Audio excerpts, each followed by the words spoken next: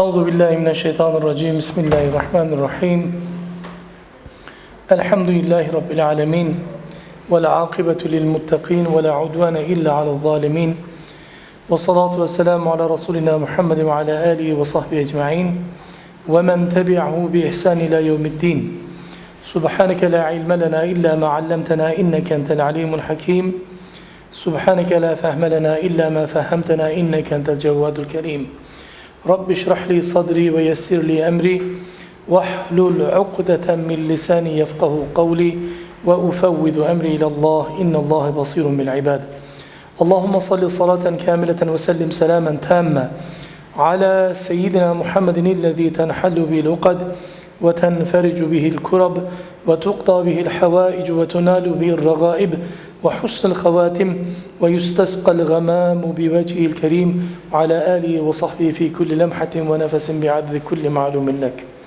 اللهم إنا نسألك الهدى والتقى والعفاف والغنى اللهم إنا نسألك عفو والعافية في الدين والدنيا والآخرة توفنا مسلما والحقنا بالصالحين اللهم اجعلنا من الصالحين يا رب العالمين اللهم اجعلنا من التوابين واجعلنا من المتطهرين واجعلنا من عبادك الصالحين واجعلنا من الذين لا خوف عليهم ولا هم يحزنون يا ربنا يا رب العالمين رب يسر ولا تعسر رب تمم بالخير رب زدني علما وفهما والحقنا بالصالحين لا حول ولا قوة إلا بالله العلي العظيم لا حول ولا قوة إلا بالله العلي العظيم لا حول ولا قوة إلا بالله العلي العظيم أما بعد السلام عليكم ورحمة الله وبركاته. My respected brothers and very respected sisters and all of our audience who are watching us over the internet, Jazakumullah khairu jaza for joining us this evening on this Friday evening, so-called Good Friday. As far as Islam is concerned, every day is the Good Friday. Every Friday is good to us.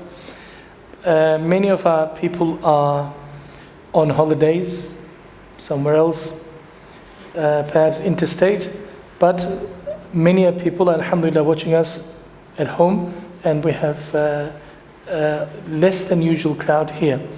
May Allah subhanahu wa ta'ala put barakah into our learning, inshallah. May Allah subhanahu wa ta'ala bless our evening, bless your day, bless your life, bless your families, inshallah ta'ala. May Allah subhanahu wa ta'ala fill your buyut with khair, inshallah ta'ala. Today I want to talk to you about a particular rule of Allah subhanahu wa ta'ala.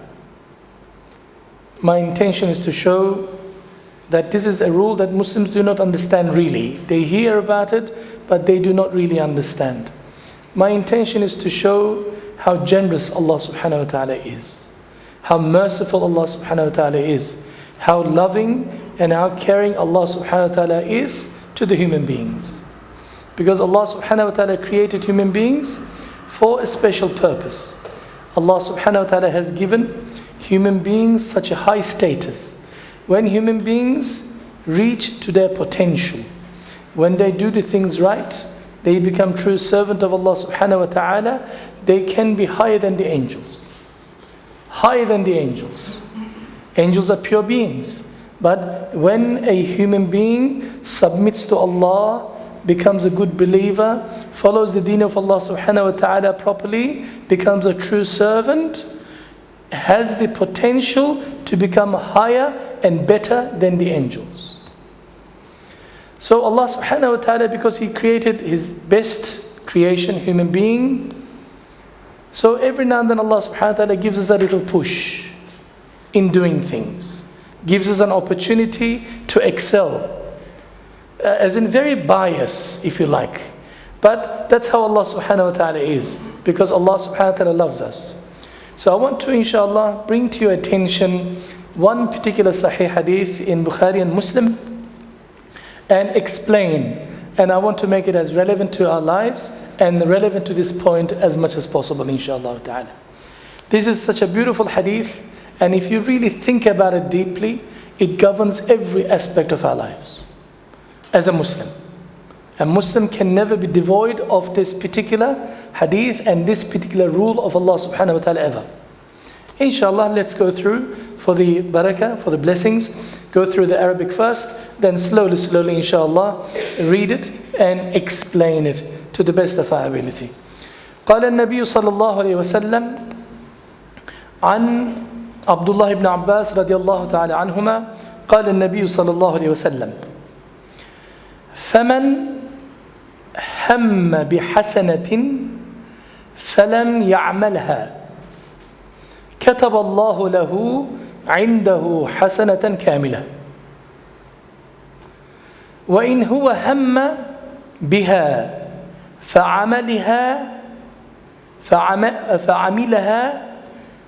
كتب الله عنده 10 حسنات إلى 700 ضعف إلى أضعاف كثيرة ومن هم بالسيئة فلم يعملها كتب الله عنده حسنة كاملة وإن هو هم بها فعملها كتب الله عليه سيئة واحدة صدق رسول الله فيما قال أو كما قال. So what does Rasulullah sallallahu alaihi wasallam say to us? This is a sahih hadith in Bukhari and Muslim, something that there is no doubt that Rasulullah sallallahu alaihi wasallam said this, and all the companions listened to this and they've taken to the heart and they practiced this. And the generations before us, this was their lifestyle, the way they understood, interpreted life, the way they looked at their actions and deeds, their intentions. This hadith is the key. Rasulullah sallallahu alaihi wasallam says, فَمَنْ هَمَّ بِحَسَنَةٍ فَلَمْ يَعْمَلْهَا. If a person makes a himma, makes an effort, of course with a good intention in his heart, to do something good, something khair, something nice, something that Allah and His Rasul approves, something Islam likes, something that human beings will benefit from, something has a tick on it, Islam says good. Some sort of hasana he wants to perform. Even if he were to not to achieve this intention of his goal of his. Because as human beings, we cannot always get what we want, what we intend. We decide we want to do certain things and it never works out sometimes. It's completely the opposite. Majority of the time, if not all the time, because we are human beings. We have many connections with other factors around us, other variables with us. Just happens beyond our control. But if you have the intention, if you made the niyyah in your heart to do something good, even if you don't achieve, which sometimes happens. By the way, Rasulullah sallallahu alaihi wasallam in a different hadith, he says, "Niyyatul mu'mini khayrun min amalihi." The intention of a mu'min is far superior, better than his actions. He wants to do something good, but something comes out or cannot achieve, or comes out not the way he wants. But his intention, in niyyah inside, is pure. Rasulullah sallallahu alaihi wasallam says his intention is better than his actions. فَلَمْ يَعْمَلْهَا. For some reason you made the intention and yet you are not able to perform that particular action. What happens then? What is the rule of Allah subhanahu wa ta'ala? How does Allah subhanahu wa ta'ala reciprocate you to your intention? Rasulullah sallallahu alaihi wasallam says, كَتَبَ اللَّهُ لَهُ عِنْدَهُ حَسَنَةً كَامِلَةً. Allah subhanahu wa ta'ala shall write in His presence into your book as if you have performed that particular deed and He has given you full hasana for it. You didn't do it. Subhanallah. Nothing happened. And yet you have full hasana in your books. This is how Allah subhanahu wa ta'ala works. Because you made the intention. Allah subhanahu wa ta'ala has endowed every human being with a freedom of choice. Irada. Willpower. Allah subhanahu wa ta'ala says, I made you as a human being. I have given you this particular ability to make a choice between right and wrong. If you make the right choice, I will give you plenty. If you make the wrong choice, it's your fault. But if you were to make the right choice, I will give you beyond your imagination. There are many people on the Day of Judgment will receive their books in their hands and they say, Subhanallah, what happened to my book? It's full of hasanat. I didn't do any of these things. It's called, hold on, there is 5, 6, 7, 8, 20 Hajj. I didn't go to Hajj. I couldn't afford to. Subhanallah, I've got a university built under my name. I've got the masajid, 5, 6 of them. Whoa, I have helped thousands of Muslims. I didn't do any of those. Wallahi billahi, I didn't do this. Call the malak. Excuse me, angel, is this my book? Yeah, it's your book. How did I get these? I didn't do any of these things. The angels will say, it's because of your intention. You wanted, you dreamt constantly to do these things, but you were unable to. But Allah subhanahu wa ta'ala is so generous, He gave you the reward for such good deeds anyway, in advance. Rasulullah sallallahu alaihi wasallam, in long hadith, part of a long hadith in Tirmidhi, Imam Tirmidhi's collection, he says human beings are of 4 nafar, 4 types of human beings. The first type, he says, where Allah subhanahu wa ta'ala has given such knowledge to that person. He's an alim, arif billah, mashallah. He is walking, talking encyclopedia. He knows the sharia, he knows fiqh, he knows hadith, he knows Quran, he knows tafsir. MashaAllah, he's a very learned scholar. Also, Allah subhanahu wa ta'ala has made him a rich person, gave him wealth. And he uses his knowledge wisely, and he uses his wealth wisely to serve Allah subhanahu wa ta'ala. He says, this is ahsanil hal. This is the best and best position a Muslim could ever be. Then he says, there is a second person, second nafar category. This person has, mashallah, knowledge like the first person. Allah subhanahu wa ta'ala has given him, mashallah. But Allah subhanahu wa ta'ala did not endow him with wealth. He's got nothing, no money, penniless. And he could hardly make ends meet. He could hardly pay his bills. Sometimes he cannot. He's really in financial strife. And yet, day and night he dreams. His dreaming is that, oh, how I wish I had the same wealth as my brother, the first one. So I could use it to do this khair, to do this khair, to do this khair. All these good deeds he's dreaming. I wish I could do this. But he hasn't got any money, and therefore he's just pipe dreaming. Rasulullah sallallahu alaihi wasallam says, on the Day of Judgment, this person shall find all of what he has dreamt of in terms of good deeds with full hasana in his books, although he didn't do so. This is in Sahih Tirmidhi, Sunan Tirmidhi, you'll find it.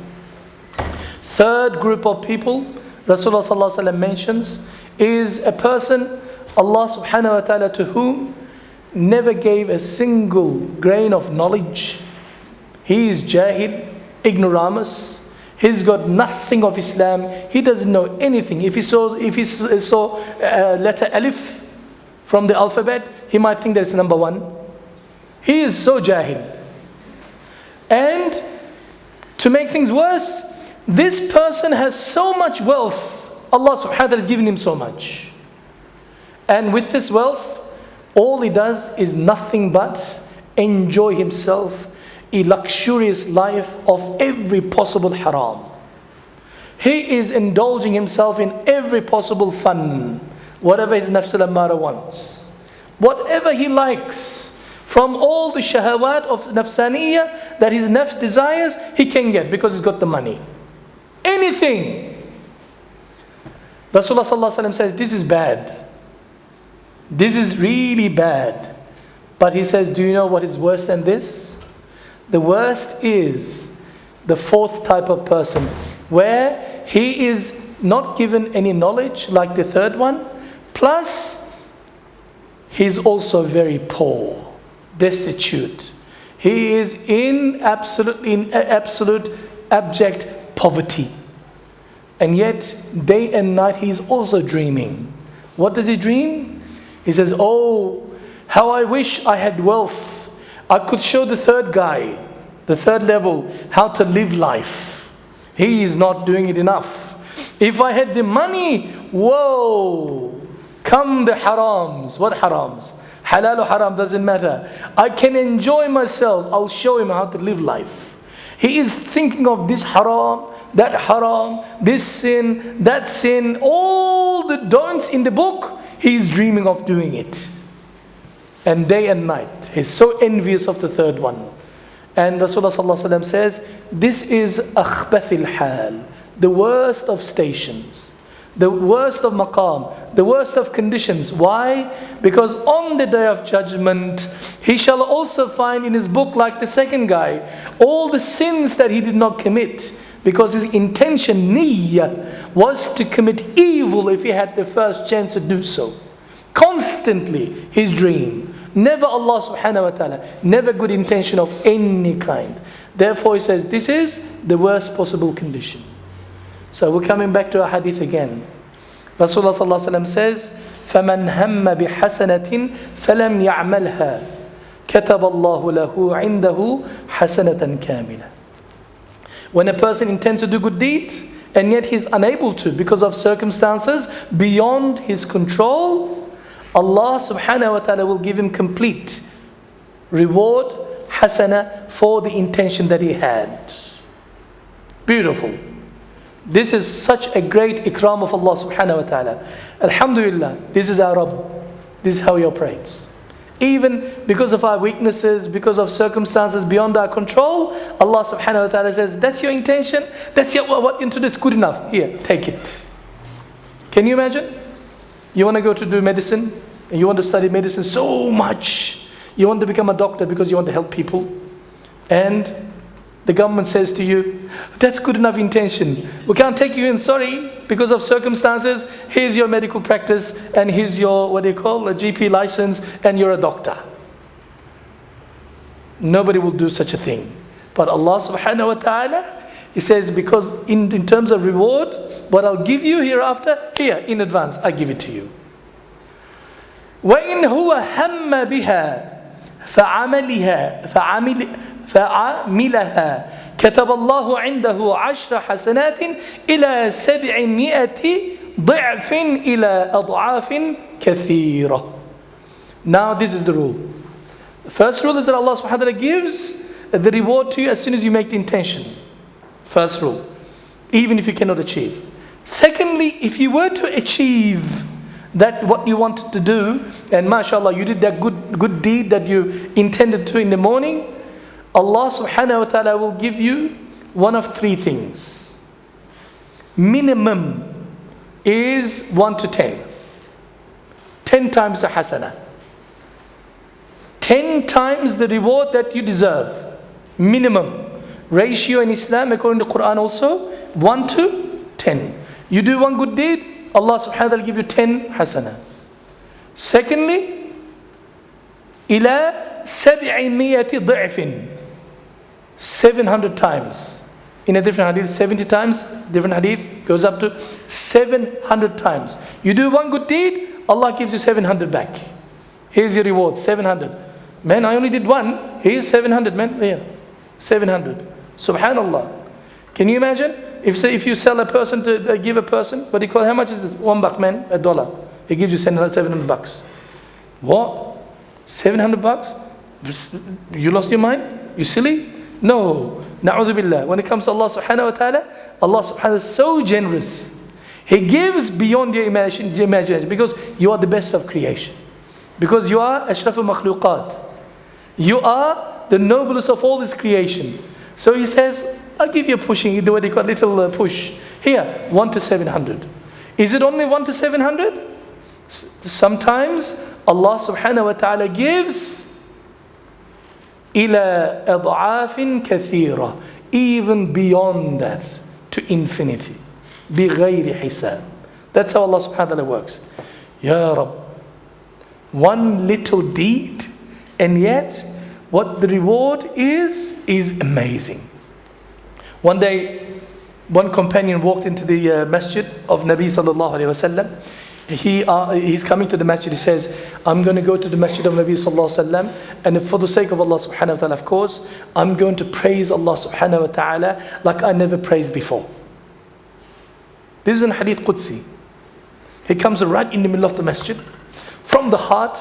Nobody can hear except him, and Rasulullah sallallahu alayhi wasallam sitting at the front over there. He says, Ya Rabbi, laka alhamd, kama yanbaghi li jalali wajhika wa li azimi sultanik. Allahu Akbar. Rasulullah sallallahu alayhi wasallam turned to him and says, come quick. What did you say? What did you say? Ya Rasulullah, this was my intention. I came here, I said, Ya Rabbi, laka alhamd, kama yanbaghi li jalali wajhika wa li azimi sultanik. I won't tell you the English. You learn it yourself. Okay. Now, that's what I said, Ya Rasulullah. Did I say something wrong? He says, no. He says, I saw the angels going crazy. What do you mean going crazy? Because everything in Islam has 1 to 10 ratio, hasana, or 1 to 700. Okay? You said such words that they never heard before. So immediately they ask each other, what do we write? What kind of hasanah do we write for this? It is such an amazing thing. What do we do? They said, let's go and ask Allah subhanahu wa ta'ala. They went to Allah subhanahu wa ta'ala and asked, Ya Rabbi, this servant of yours has such a praise towards you that we don't know how to write. Allah subhanahu wa ta'ala says, you write it as is and I shall give the reward for it. بِغَيْرِ حِسَابٍ, without limit. That's how Allah subhanahu wa ta'ala is. When He gives, minimum is 1 to 10, 1 to 700, 1 to what? 1 to infinity. That's how Allah subhanahu wa ta'ala gives.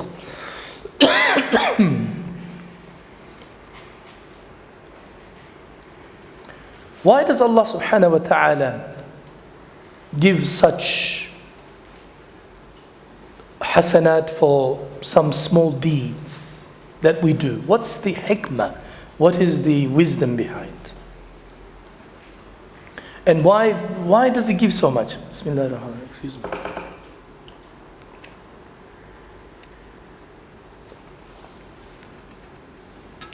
First, ulama, when they're explaining this point, they say to us, an action is judged by the impact it creates. An action is judged by the impact it creates, the reaction it creates.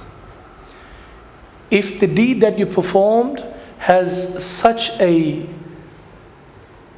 ripple effect in the wider community, the good deed that you've done is not only just yourself, but everybody else benefits from it, the more perhaps over time, over space, over centuries even, it says the reward is also according to that particular ratio. So you wrote a book, for example. You are Imam Bukhari. You wrote Sahih Bukhari. Imam Bukhari is dead in his grave. Allah alam, his bones are also dead, gone. But his ruh in his qabr is still receiving the same reward, the hadith that we're reading today. Why? Because of what he's done with the second condition. That is the purity of the intention of the person who's making this particular deed. 2 conditions. The ratio, higher ratio, is dependent on 2 conditions. One is the impact it creates, rippling effect, or multiplier effect, as the economists will call it. The multiplier effect it creates in the community, the benefit it causes to the community. Secondly, is the purity of the intention, the niyyah the person has in his heart in order when he was doing this. Ikhlas. We know from, for example, in a hadith of Nabi sallallahu alaihi wasallam, quite a few, it says same people will stand in the same saf for the same salat, Salatul Asr. It says one will get 1 hasana, the other one will get 1,000 hasana. The same salat they prayed. This all depends on the quality of the intention the level of taqwa of the person, how intelligent they are.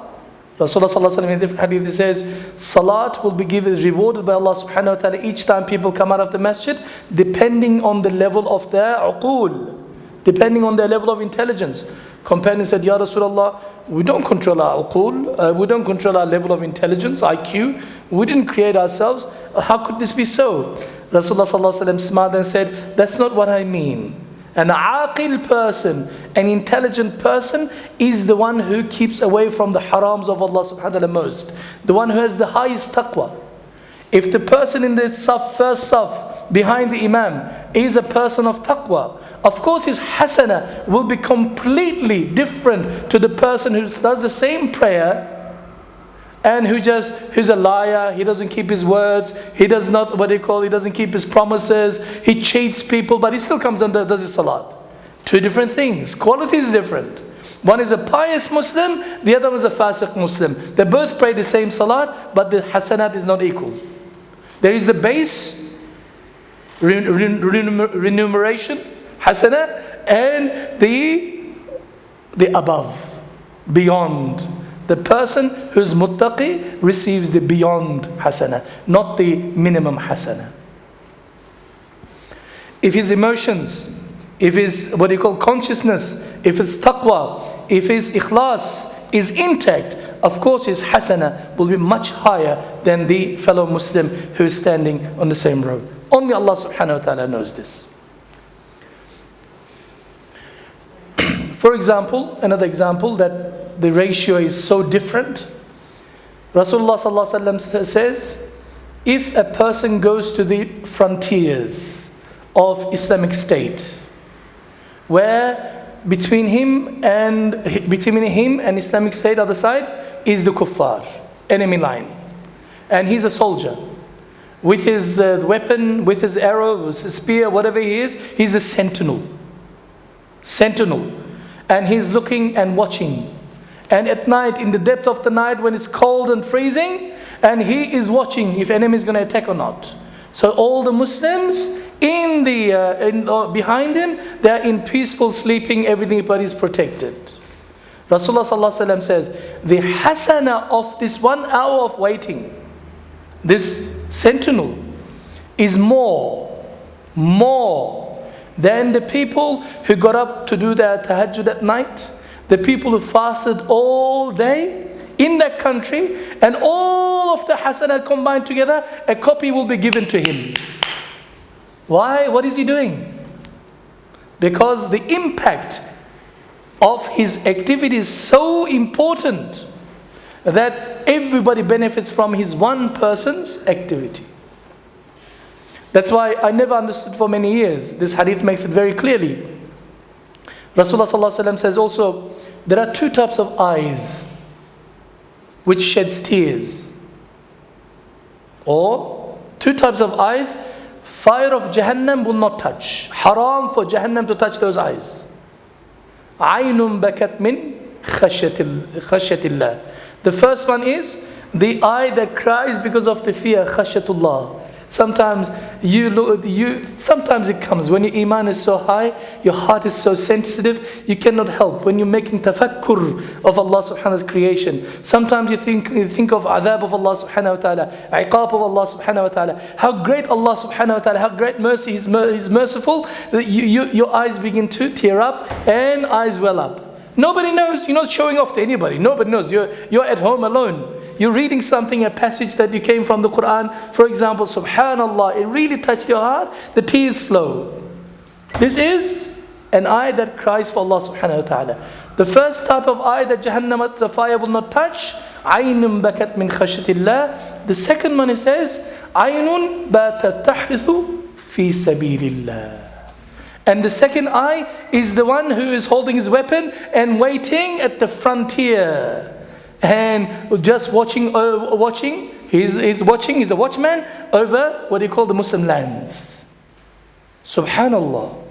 Such a comparison.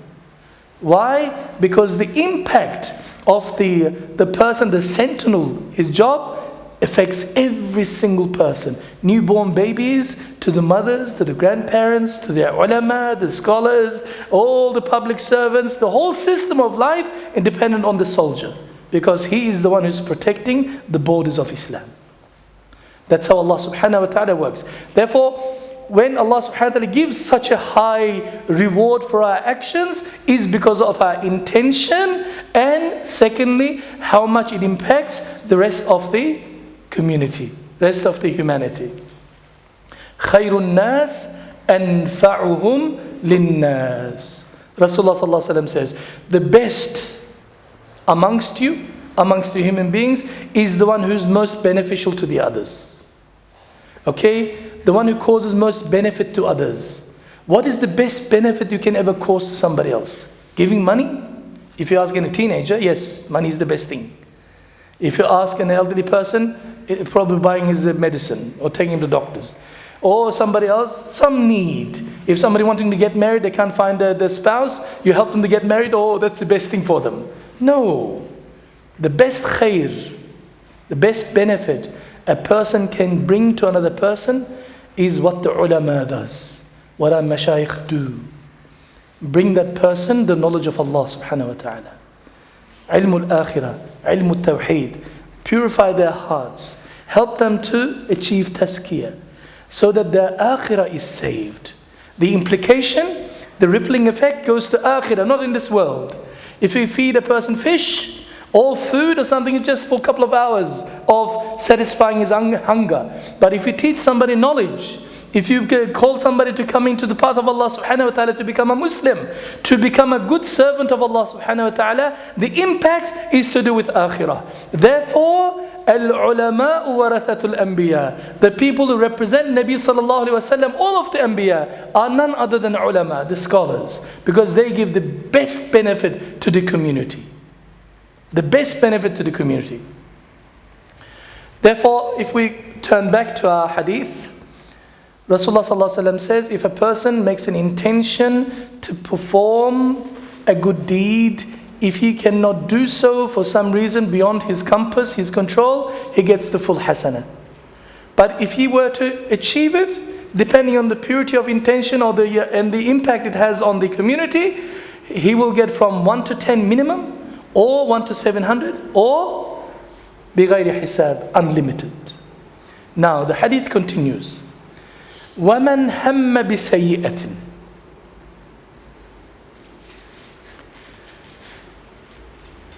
If on the other hand, if somebody made an intention to do something not so good, something that is haram, something that is forbidden in Islam, absolutely clearly haram. You got upset, you blew your fuses, shaitan alayhi la'na entered your veins, your nafs is mashallah, I'm not going to say mashallah, derogatory term, in the sense, your nafs is a lion at the moment, whoa, and you have intended to take vengeance or cause some harm, I'm going to kill him, to do something really, really bad. Really bad. Hadith continues. فَلَمْ يَعْمَلْهَا.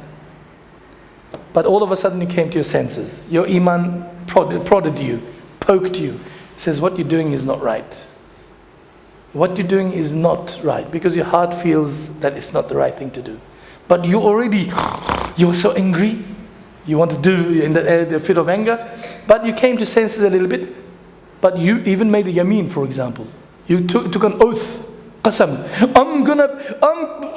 Wallahi, you just, if I don't do this, I'm going to fast for 60 days. You made a yameen on something that is evil, something haram. What happens? You just made an intention to do some evil, but you did not end up doing it. You changed your mind. You control your nafs al-ammara. You have controlled your willpower. You have controlled yourself, anger, and you did not end up doing it. Why? Purely because of Allah subhanahu wa ta'ala. Not that you couldn't do it. You were going to blow up the place, but you didn't have the bomb. That doesn't count. I'm talking about, please, I'm using the wrong terms. Nobody's listening. No, we don't blow up things. I mean, you're so angry with your friend, who says, I'm going to burn his car. And you couldn't find anything to burn his car with. Okay, getting better. فَلَمْ يَعْمَلْهَا. You did not end up doing it. Only for Allah subhanahu wa ta'ala. What happens then? Look how good Allah subhanahu wa ta'ala is. كَتَبَ اللَّهُ عِنْدَهُ حَسَنَةً كَامِلَةً. Allah subhanahu wa ta'ala, instead of writing sin for you, for that intention that you're supposed to do, and because you changed your mind to do something good, I mean, that is not to cause any harm to that person, Allah subhanahu wa ta'ala will reward you as if with full reward. Because you were able to control your willpower and not to cause it harm to that person. كَتَبَ اللَّهُ عِنْدَهُ حَسَنَةً كَامِلَةً. Complete hasana.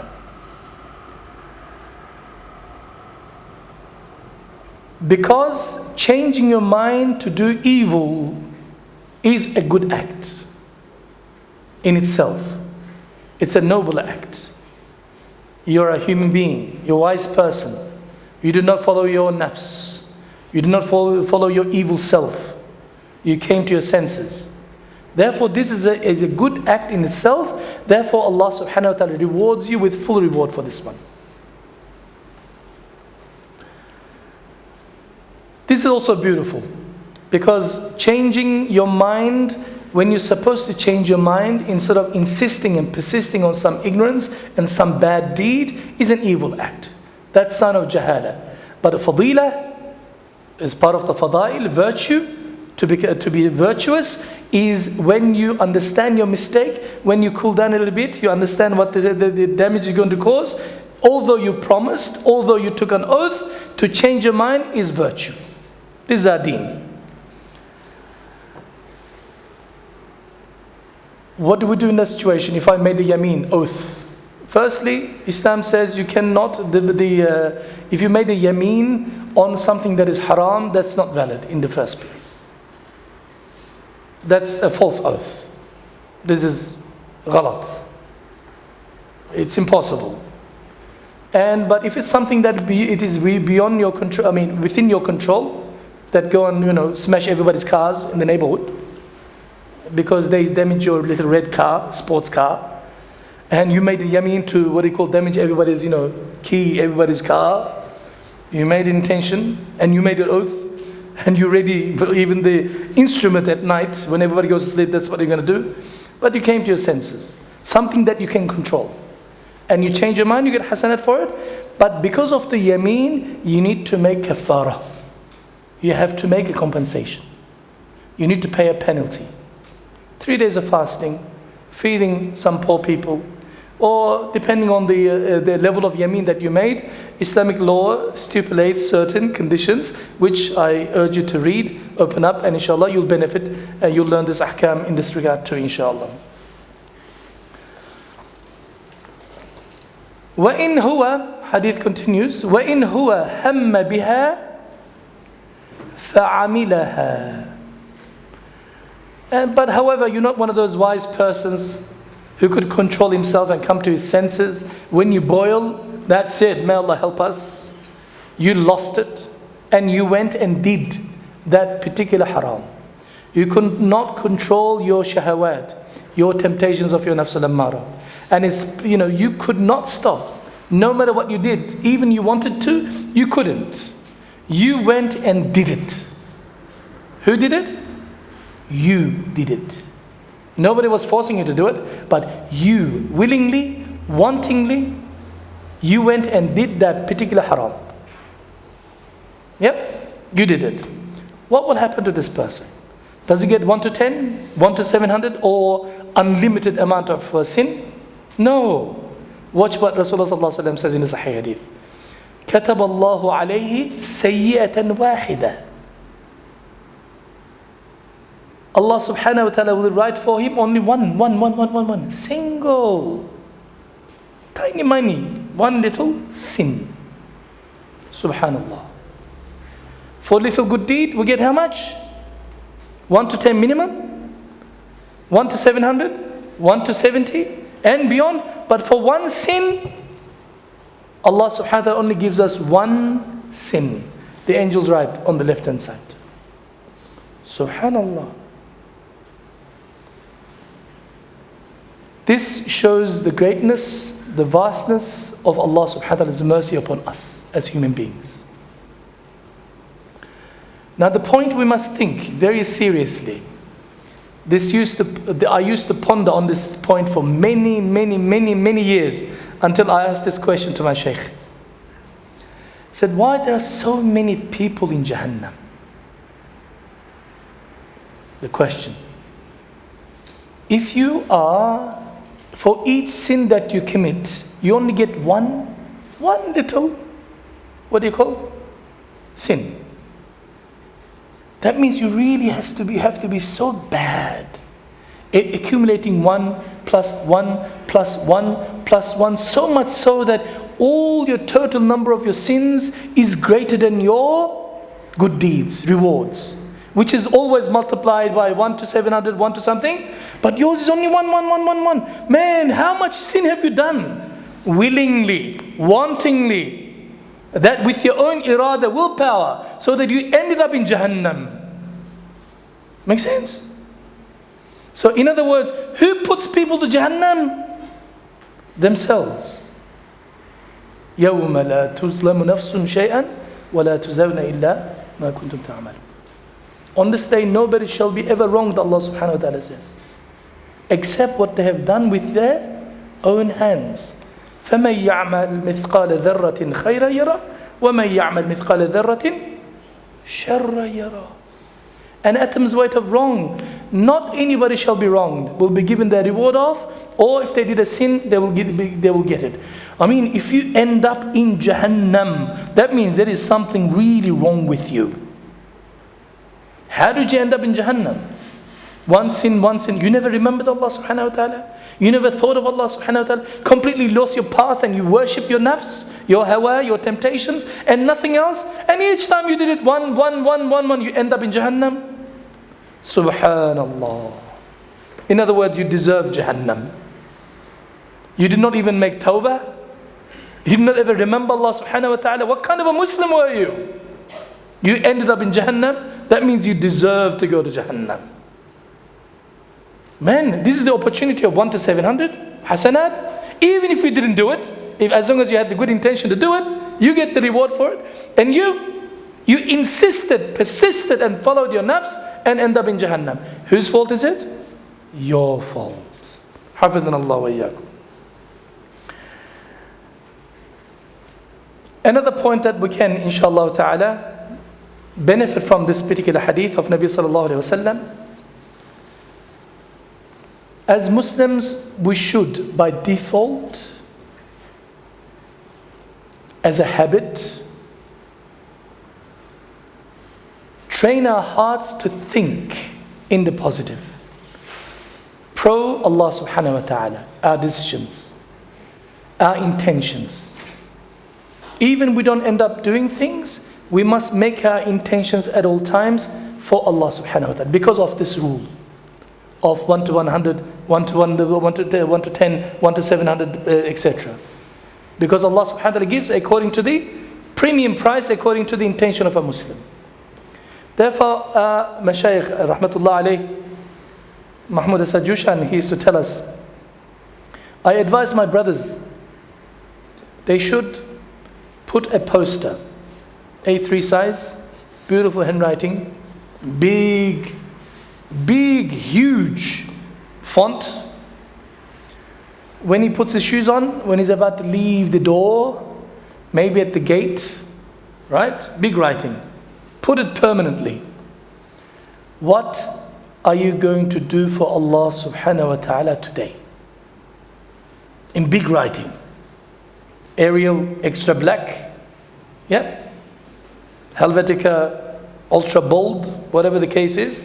You put it and see. So it is unavoidable to see this. So one day you'll avoid it, second day you'll avoid it, third day you'll begin to think, as a Muslim, what am I going to do for Allah subhanahu wa ta'ala today? Because the benefit of this line of thinking, getting used to the idea of thinking this way, is this hadith of Nabi sallallahu alaihi wasallam. So when you begin to say, today, okay, what shall I do today for Allah subhanahu wa ta'ala? Today was Yawmul Jum'ah, for example. Okay, today I'm going to go to Jum'ah early. Because Rasulullah sallallahu alaihi wasallam says, if you come to Jum'ah early, you get the reward of as if you sacrifice how many animals? Big ones. You get the hasanat. If you sit right in front of the mimbar to listen to the imam with all utmost attention, this is the hasanat that you get. Okay, after Friday I will give salams. If a Muslim gives 20 salams, gives salams to 20 Muslims in a day, Rasulullah sallallahu alaihi wasallam says, if he dies that particular day, he'll go to Jannah. We looked at this hadith before. 20 Muslims. Subhanallah. Okay, what else can I do today? Today is Friday. I should go and visit the cemetery, graveyard of Muslims. Maybe my grandparents, maybe my father or mother, or maybe my loved ones are there. I'll just go and visit them for ibrah. So that I say to my nafs, this is where you're going to end up. This is the permanent place. Come to your senses. Hasana. Today, Friday, I should go and visit maybe a sick Muslim in the hospital or at home. Just somebody bedridden who has nobody, to put some surur into their hearts for the sake of Allah subhanahu wa ta'ala. So what am I doing now? I'm making this intention when I read that writing. What are you going to do for Allah subhanahu wa ta'ala today? These are my intentions. On my list of things, these are the things that I'm going to do. I'm making a mental list. What else can I do today? There are some elderly who's a widow. There are some orphans. There are some poor and needy. There are some lonely people in nursing homes. They never get any visitors. I'm going to see them for the sake of Allah subhanahu wa ta'ala. I'm going to give so much sadaqah today. I am going to do this good deed today. You make the intention. I'm going to help the Jum'ah, after Jum'ah clean up. I'm going to set up the tables here in Usra. I'm going to make sure that everything runs. And I want to make it perfect. Why? For the sake of Allah subhanahu wa ta'ala. For one reason or another, you could not achieve any of those. According to the promise of Nabi sallallahu alaihi wasallam, what do we get? Full hasanah. This is the mental state, default state of a Muslim. This is what we're supposed to do. We must train our hearts to think this way. This is how you become a practicing Muslim. You make the real intention, purity of ikhlas, and inshallah Allah subhanahu wa ta'ala will give you better and better and more. That's how generous He is. But if you're a good Muslim leader, if you're a politician, Muslim politician, that you're administrator, so to speak, the policies that you make, the policies that you're going to vote for is going to have rippling effect in the community in terms of goodness and khair, the service it provides, of course your hasanat will be also the same accordingly. Similarly,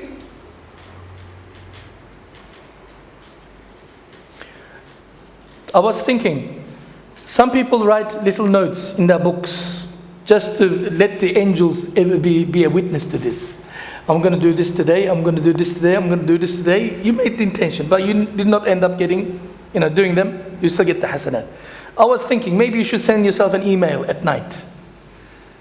Your spouse, your brother, your husband, somebody comes and says, what are you doing? I'm sending an email. To whom? To myself. You lost it? Yeah, look. These are the things I want to do. Maybe SMS, a reminder, beep, beep, beep, double beeping constantly. Says, have you done this today? Have you done this today in the morning? Before you put your shoes on, Bismillah, tawakkaltu ala Allah, you leave home, you see this particular writing. What does the writing say? What are you going to do for Allah subhanahu wa ta'ala today?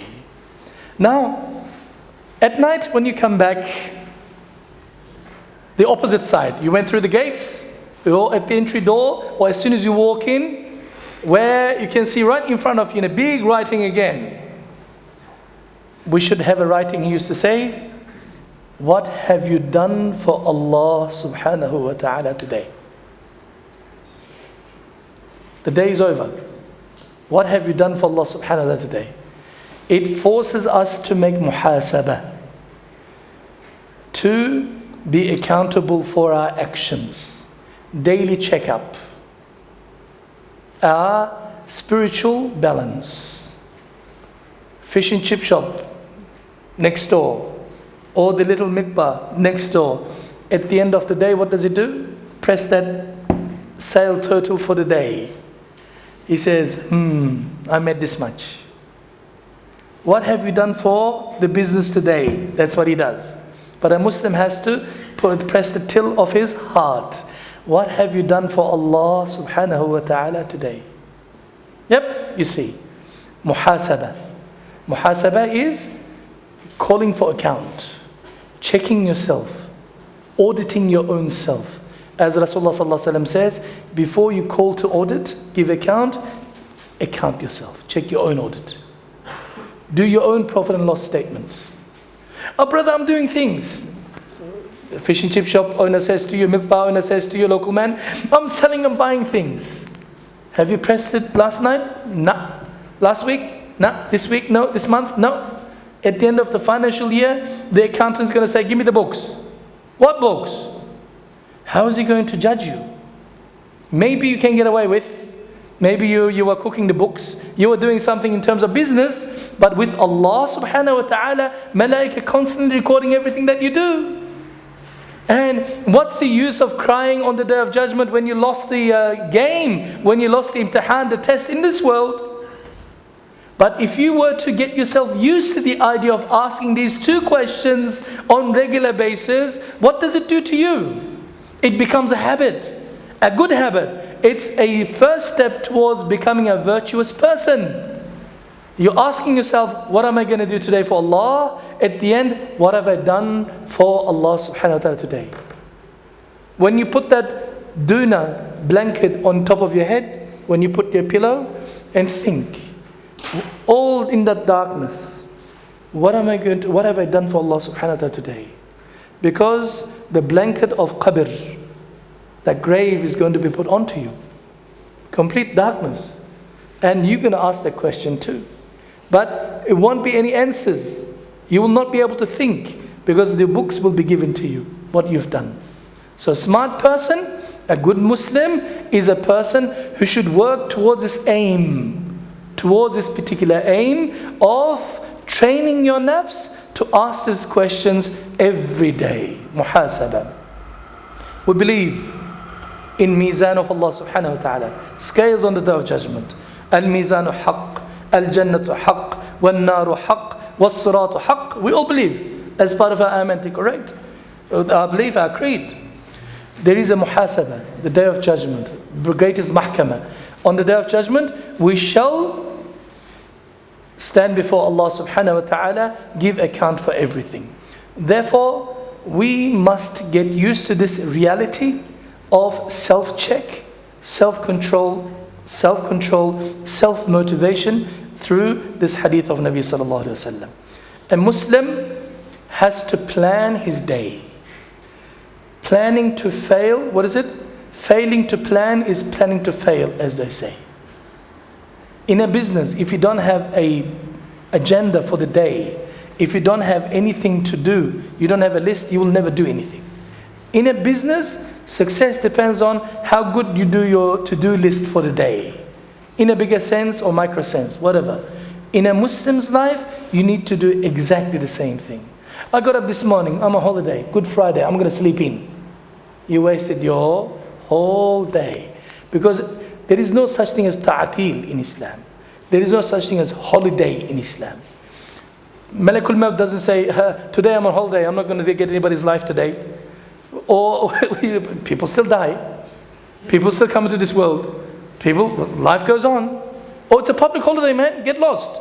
It doesn't work that way. Malaika is still right.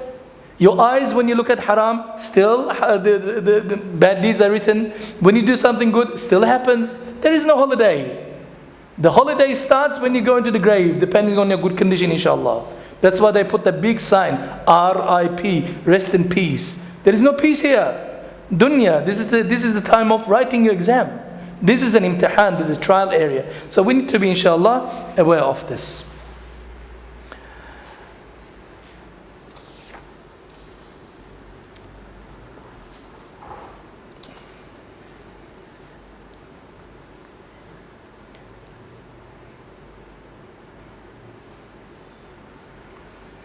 So the biggest lesson that we have to learn from this hadith of Nabi sallallahu alaihi wasallam is that when a Muslim makes an intention to do good, he gets full reward, and when he ends up doing it, multiplies.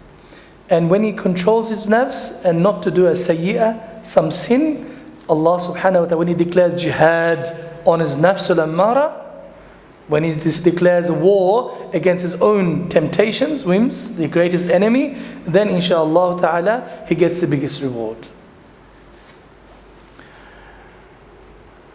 No matter how much your nafsul ammara cries, no matter how much it wants, you declare jihad against your own nafs, not on other people who did not give it to you.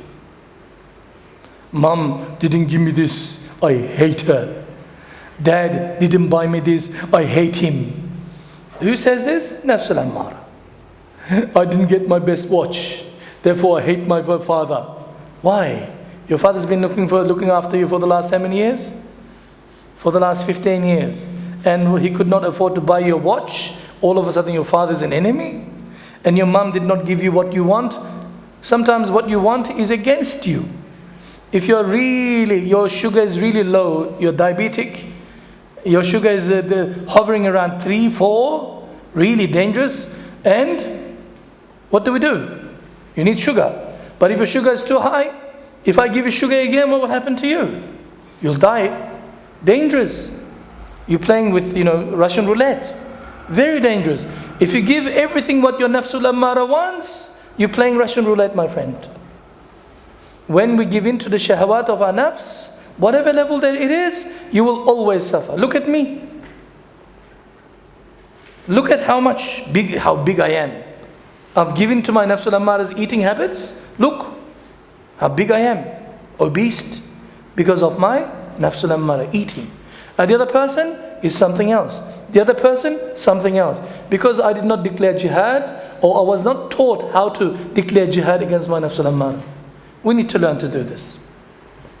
Rasulullah sallallahu alaihi wasallam refers this fighting, controlling our nafs, not to give in to the whims and wishes of nafsul ammara, as jihadul akbar. The greatest form of jihad. What you fight, because this is Rasulullah sallallahu alaihi wasallam says, "A'da aduwuka bayna janbayk." It says your greatest enemy is within your collars. What's within my collars? Me, my whims and it doesn't go away from me. If I'm fighting with an enemy, from some foe for a couple of hours, couple of days, couple of months, it's finished. Either he dies or I die, right? But with this one, it never goes away until end of my life. And it constantly wants. And nafsul ammara by default always asks for something haram. Never once in his life, nafsul ammara will ask for something nice.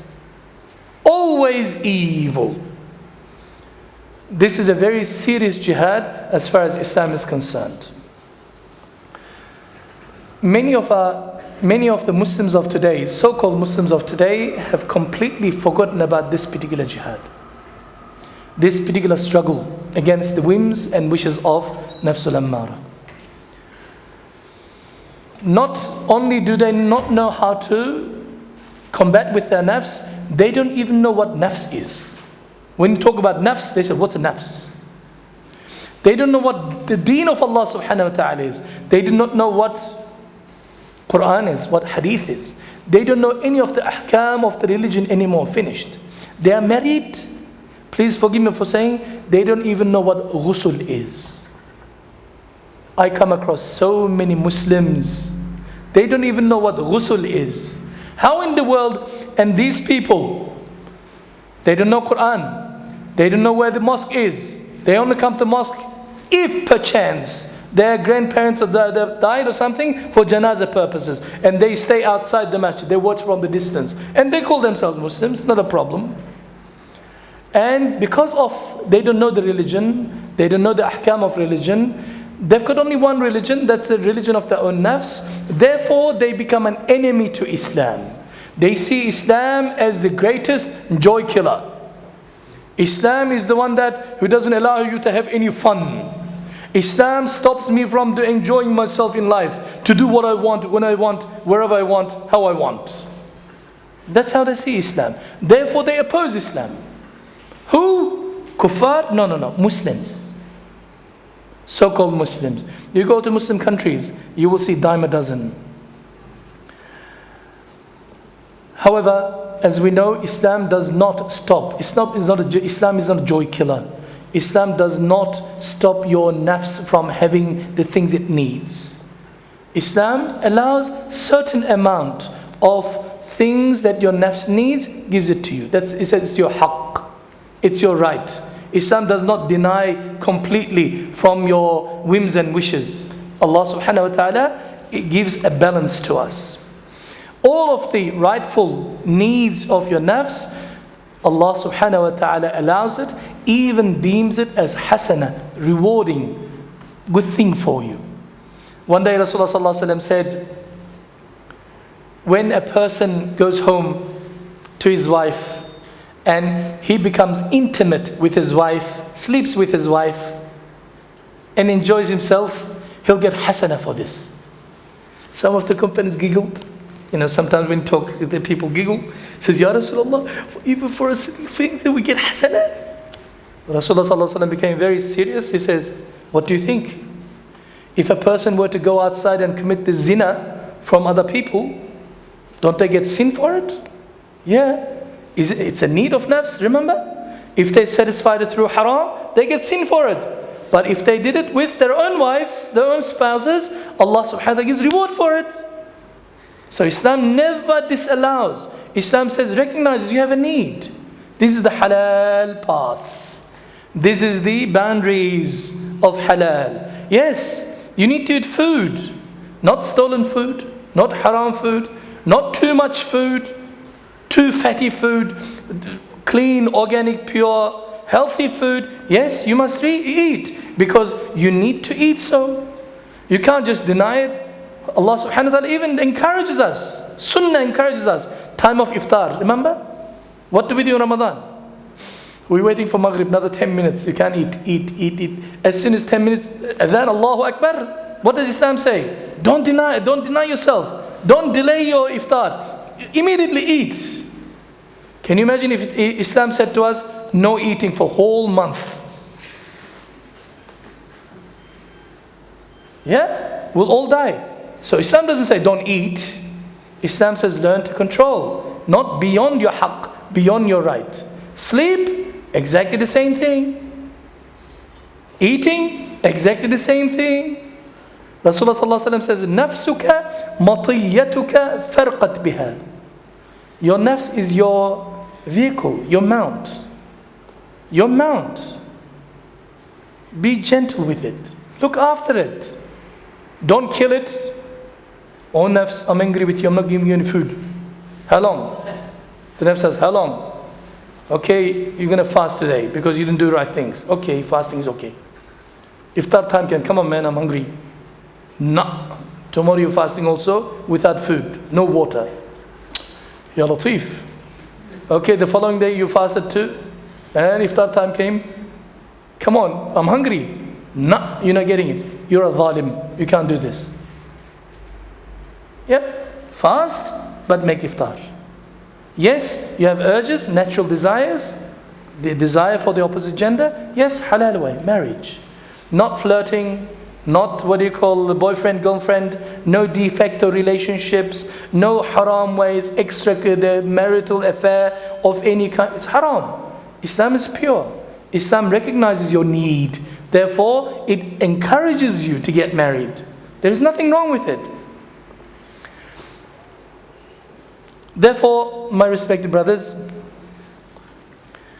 a Muslim's attitude towards his nafs is of two types. First, as we have just said, whatever Sharia has allowed, our deen, our perfect way of life has allowed for you to give to your nafs, you must give. You must look after your nafs. You do not deny your nafs from the halals of Allah subhanahu wa ta'ala. Within limits. Within the limits of the Sharia, you're not allowed to deny yourself from the basic rights of your nafs. Food, yes. Intimacy within halal. Lawful earning, you can earn. No problem. All part of the same thing. Secondly, there is a second duty that we have towards our nafs. That is, if your nafs is beyond control, then it becomes fard upon us to declare jihad against our nafs and try to control it. With hikmah, with wisdom, with cleverness, with smartness. To bring them in line with the sharia. Like our children. Some children are naughty. If you don't make any discipline with your children, sometimes stern, sometimes firm, sometimes with love, children do not understand. Their rational thinking is not there. Therefore, they can do lots of stupid things. That's how nafs is.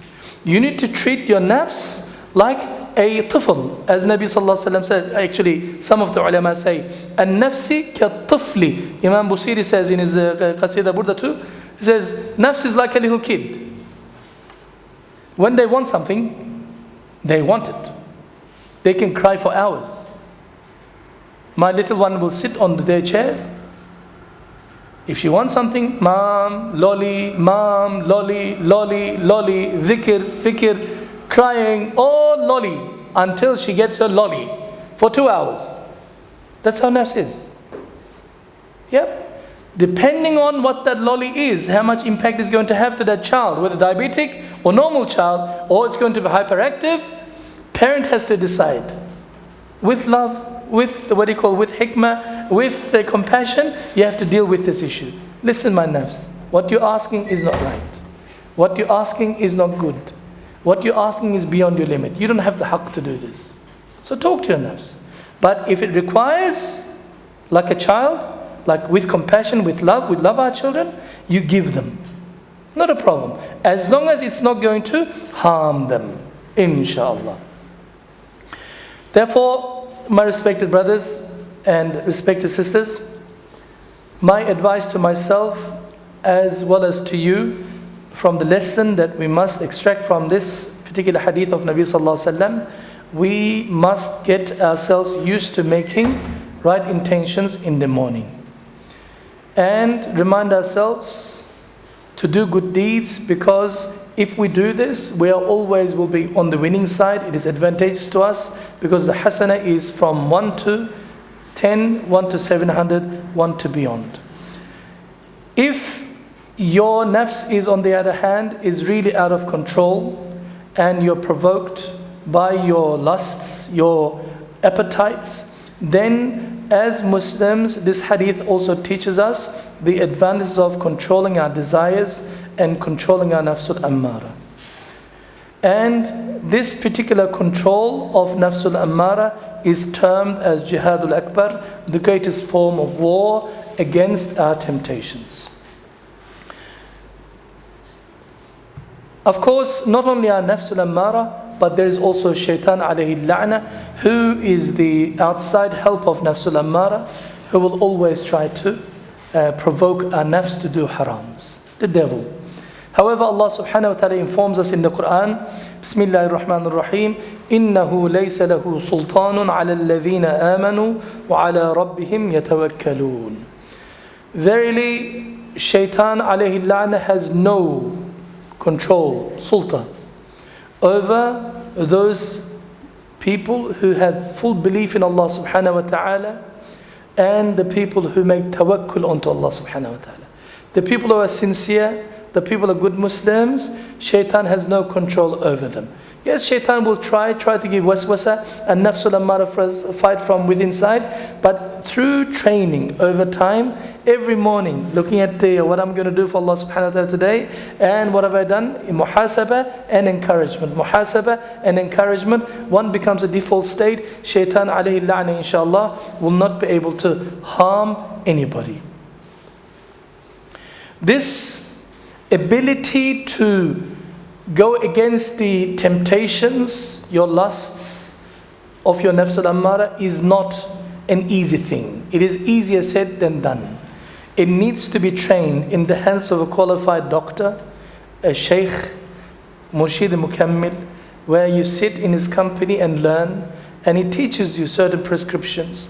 This is the area of tasawwuf where we learn tazkiyatun nafs, where we go through training. Sometimes it takes years to master our nafsul ammara. Sometimes some people die with the bad habits of their nafsul ammara. The only way to wash away these bad habits is at the table where the dead person is washed. With it is also goes into qabr and beyond. So may Allah subhanahu wa ta'ala allow us to be the people of khair, inshallah. The people who encourage khair, the people who do a'mal al-salihah, the people who are always part of good, not part of evil. Part of the solution, not part of the problem. May Allah subhanahu wa ta'ala make us, make our families the most beneficial people to the ummah of Nabi sallallahu alayhi wa sallam. May Allah subhanahu wa ta'ala allow us to live our lives in such manner that we don't waste even 1 second of it. Always in positive, always in khair, always in a way that is Allah subhanahu wa ta'ala has rida upon us. When the time of our demise comes, when the call of Allah subhanahu wa ta'ala comes to us, come to me, O my servant, kullu nafsin dha'iqatul maut. At that time, may Allah subhanahu wa ta'ala make that particular time the best time of ours. Where Allah subhanahu wa ta'ala is pleased with us, happy with us, and where we've done the best deeds. Allah subhanahu wa ta'ala, we enter into the presence of Allah subhanahu wa ta'ala in the purest possible way. May Allah subhanahu wa ta'ala allow us to go through Mizan, Sirat, all of these in a flying manner, inshallah, and enter into Jannah without bighayri hisab from Allah subhanahu wa ta'ala. Bighayri hisab, let us enter into Jannah with Rasulullah sallallahu alaihi wasallam, become neighbors to him with our loved ones, with our children, with our parents, with our relatives, the people that look up to us, people who expect our dua, inshallah, with all of them. May Allah give you happiness both in this world and the hereafter. May Allah subhanahu wa ta'ala also bless us with His Jamal from Jannah, inshallah. Wa akhiru da'wana and alhamdulillahi rabbil alameen.